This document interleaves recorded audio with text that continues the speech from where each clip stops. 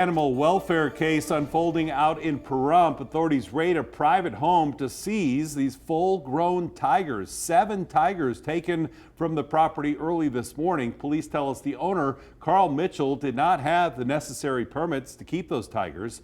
Mitchell was also taken into custody, accused of resisting arrest. The tigers are on their way to an animal sanctuary while police work out the next steps for them. News 3's Tiffany Lane has been digging into this story all day, and she is live outside that property right now. Tiffany?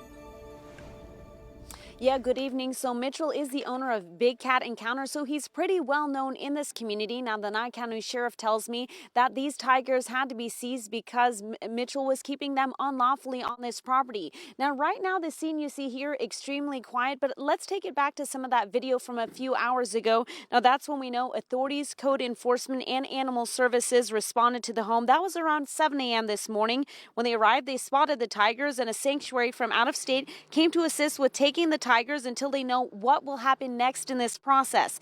Now, Sheriff Joe McGill says it's illegal to possess tigers in the county without permits, and that Mitchell was in violation of this, saying he had been issued cease and desist orders. Now, the sheriff says Mitchell was also exhibiting the tigers and having human interaction with the animals, which he says are also violations.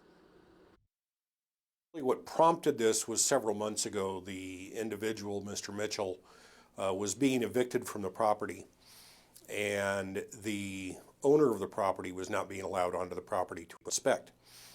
And Mr. Mitchell, we have known for several years, has had big cats on his property, and for the last 2 years has been in violation because he had no permits.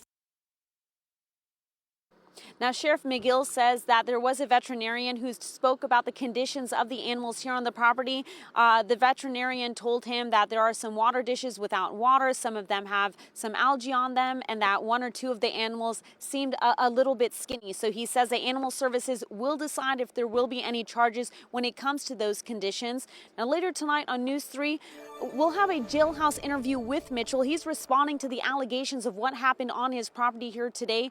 Again, you'll hear that tonight on News 3 at 6. Reporting live from Pahrump, I'm Tiffany Lane for News 3. Back to you. We'll trust those tigers are being taken better care of now. Tiffany, thank you for that. Yeah, it'll be interesting to hear from the suspect what he has to say Right. about all of this. Well, President